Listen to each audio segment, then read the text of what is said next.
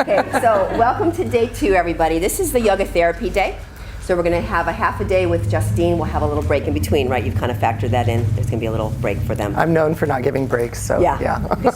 we do. We're really bad with that. We just get absorbed in what we do. So make sure you always feel free, right, to just use the restroom and anything else you want to do.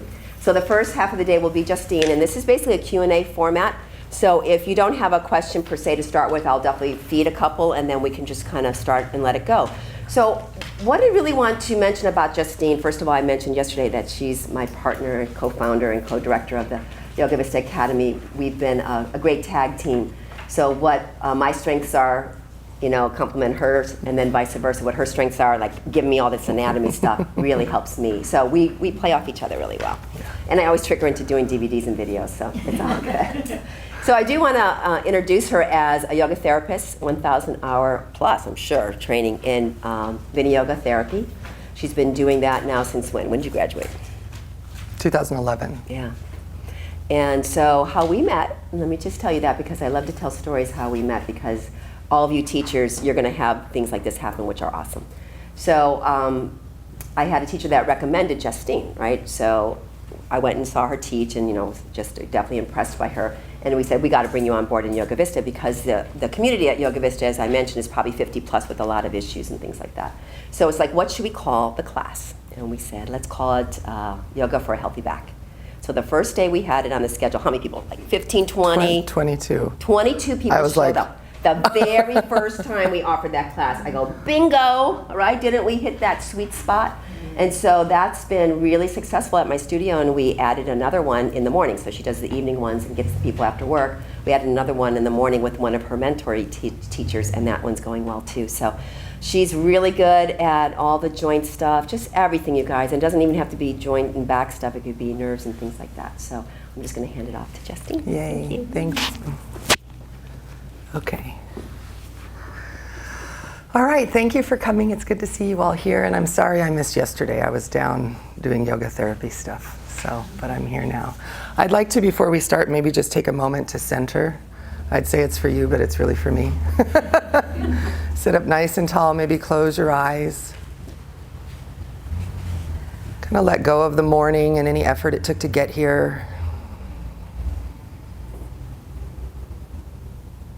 Feel where your body's touching support.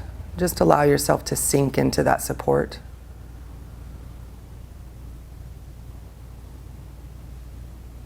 Taking a few deep inhales and long exhales.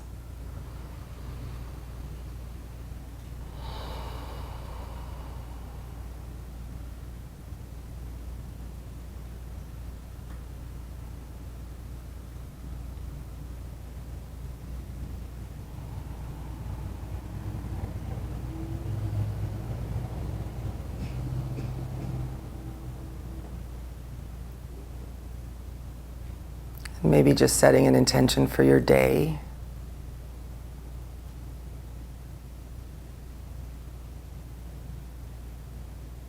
And I'd just like to set an intention for us this morning, that we're all able to connect with our hearts, have an open mind, and learn from each other.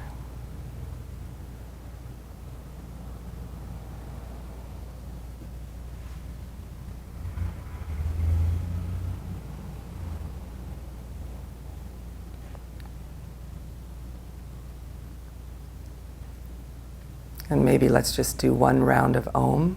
So receive a gentle breath.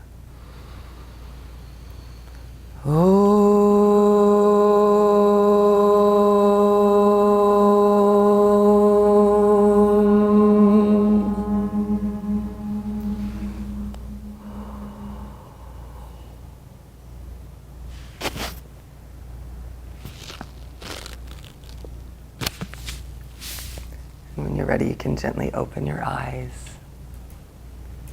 Yay, thank you for coming. I'm just going to move this back so I'm not looking at you guys through bones. All right. So I just wanted to start with telling you a little bit about myself and how I got into yoga therapy and kind of the intentions of structural yoga therapy. Like Sherry said, I studied with Gary Kraftsow for 4 years. He's the founder of the American Viniygoa Institute, and I stalked him for a year before the training started, so I've got a lot of hours with him. And the further I get away from my training, the more I appreciate it.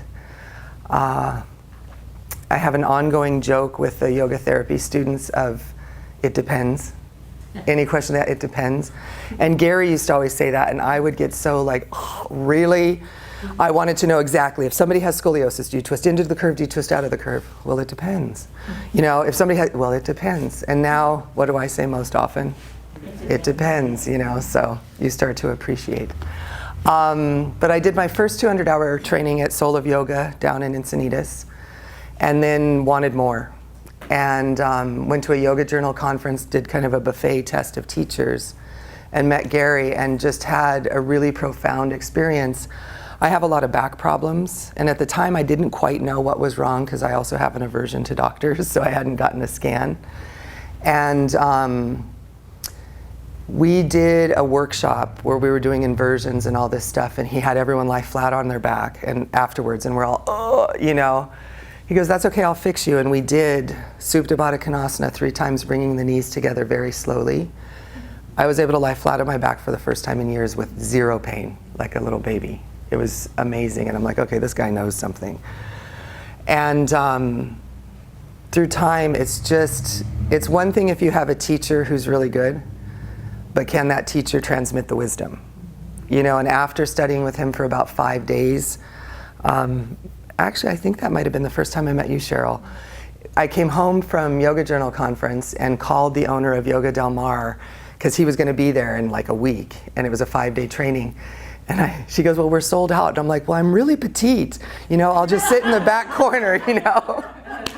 And I get there, and she's like, really? You know. But I got to get in with Gary Kraftsow.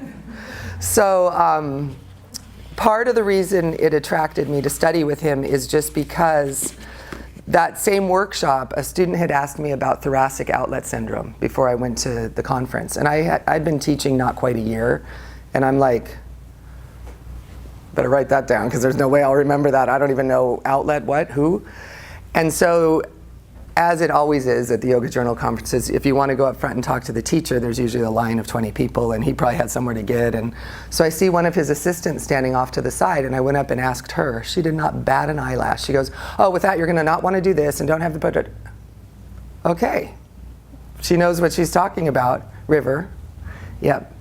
And it just so impressed me. So I did my 500-hour teacher training with him starting in 2008, and that the whole yoga therapy program builds upon that.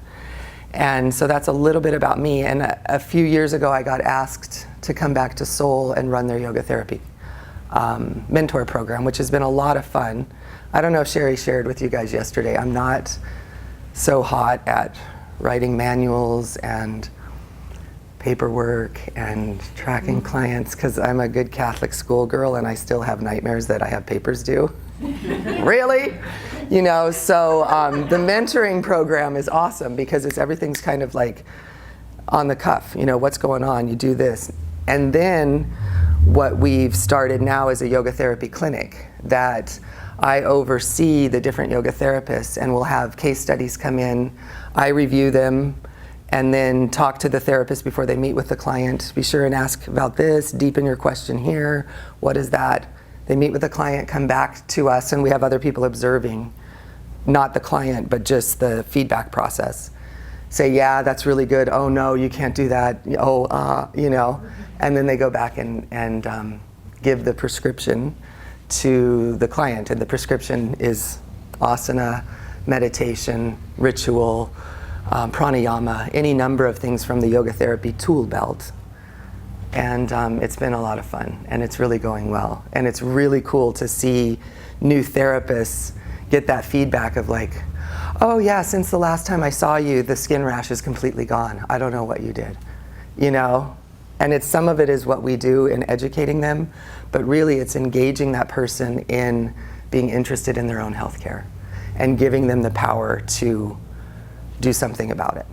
So that's why I love yoga therapy, because it's not like, come to me and I'll fix you while you're here and then you better come back if you want to get fixed again. It's like, here's the tools I have, go home and have fun, you know? So it's pretty cool. And when we talked about doing this format, I told, if you guys don't know, my dear friend Nadia is here from South Africa, so she's staying with us. And as we got in the car, I said, this is a little weird to be going and not have a manual that I'm going to go through, and you know, but to have it be, okay, who's got what students do you have? So, but I love doing it. And to really get that, who's had a student come up to them and they ask you about blah blah, and you're like, yeah. Yeah. So the first thing I want to say is never be afraid to say, I don't know. And thank God for Google, you know. And don't believe everything you read on Google, because I could get on the internet and make up anything I wanted, you know, so you still have that discernment. And then the other thing I wanted, does anybody get dry mouth when they get nervous? The other thing I really wanted to point out is I see clients individually, but the longer I do this and teach the Yoga for a Healthy Back class or the cancer recovery class or any class really, because not everyone who's coming is completely injury free. You're getting disc damage in the back, anxiety, high blood pressure, rotator cuff injuries, insomnia, the list goes on. And a lot of times, I love asking people when they come to class, somebody's new, what injuries do you have? So then you can really take the class and aim it towards exactly who's there, and then be able to go over and go, okay, this one's for you, and if you do that, this side's tighter than this side, so at home, stretch this side, and then come back to this side, working towards balance. Using the yoga class as a way to educate them how to do things individually at home. That being said, don't be attached to them all practicing at home, because it may or may not happen, yeah. But Sherry and I have talked about that, like, how relevant is it? How many, first of all, I have a question. How many of you do teach one-on-one classes? Yeah, so there's a good number of you. Wow, I would say most of us. Yay! So it's really important for the one-on-one, but I like really also being able to know that you can take care of everyone in the class. And sometimes say, I'm not entirely sure about that condition, maybe you'll want to sit this one out. Or making it a little playful. If your name starts with Mary, you're not going to do this pose, because Mary has SI joint problems and I want Mary to be able to walk out of class. You know, so finding that balance. But I did want to go over just kind of the general goals of yoga therapy for structural conditions.